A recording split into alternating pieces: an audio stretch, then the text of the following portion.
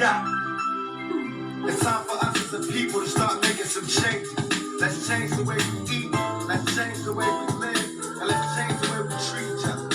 You see, the old way wasn't working, so it's on us to do what we got to do. I'm gonna get into this right away.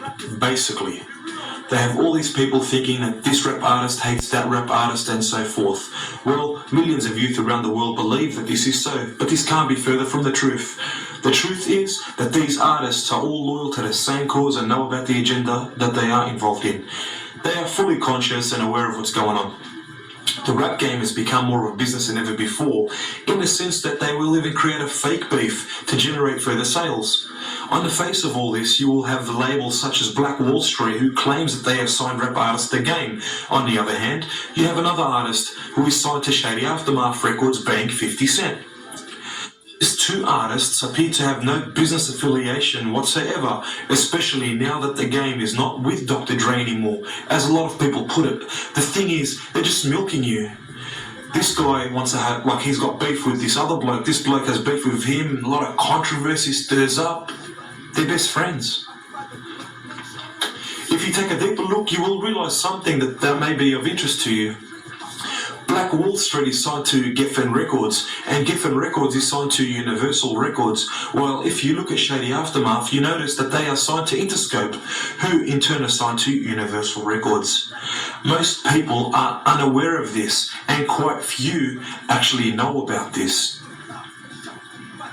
For the record, Geffen Records is owned by David Geffen. David Geffen's parents are Russian-born Jewish immigrants that settled in New York, America. Interscope is owned by Jimmy Iovine, who is also a Jew. Who owns Universal Music, you ask? Doug Morris. Doug Morris is also a Jew. I personally believe that the image that is being sold to the millions around the world that listen to music is an image not only of pro-materialistic influence, but also of a desensitizing nature. You will find these elements not only in rap music, but all genres of music that these corporate companies distribute. These elements are not subliminal as some may have you believe. 15 years ago, if there was going to be a protest for a cause that you found significant in your life, you would get up and walk to the train station to go to the protest no matter where the location was. That's if you didn't have a car. But that was back then, when everybody was still sensitive. Today, people have been brainwashed into thinking that nothing else is important except for themselves. I have witnessed this firsthand. For example, when America first invaded Iraq, there were over 500,000 people in and around Hyde Park, Sydney.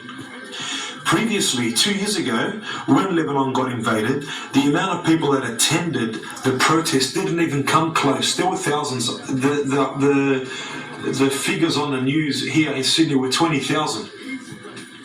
The weather was fine on both occasions. When the Iraq protest was occurring, the weather was fine in Sydney, and when the Lebanese protest was occurring, the weather was fine in Sydney also.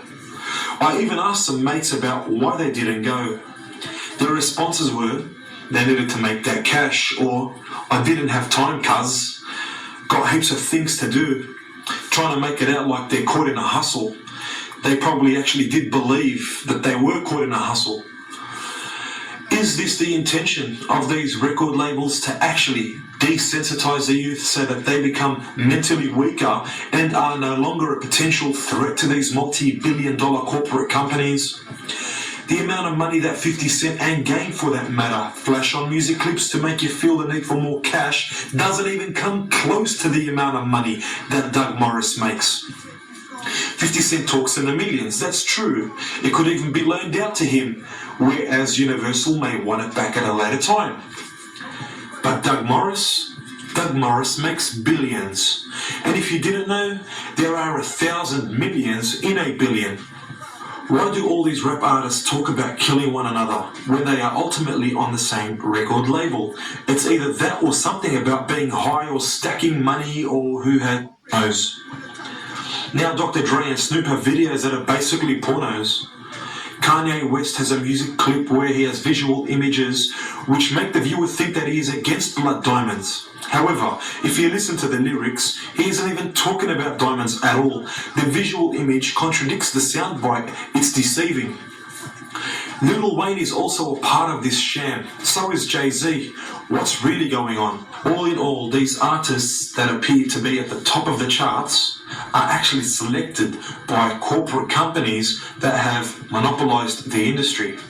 They must follow certain protocols that are enforced upon them, otherwise they'll be thrown out. They are slaves to a system, but lie to you so that you can be used and make them money. The real pimp in an industry like this is not 50 Cent as he claims he is. Rather, it would be Doug Morris. So basically, 50 Cent is getting pimped. Yes, 50 Cent is getting pimped. Be careful who you support. Are they supporting you? Or are they deceiving you? If you don't believe what I've been saying, well, okay, do a little research and see how far you go. Start off using Google. You will realise that the music industry is nothing but a money-making, mind-altering pyramid run by a handful. Till next time.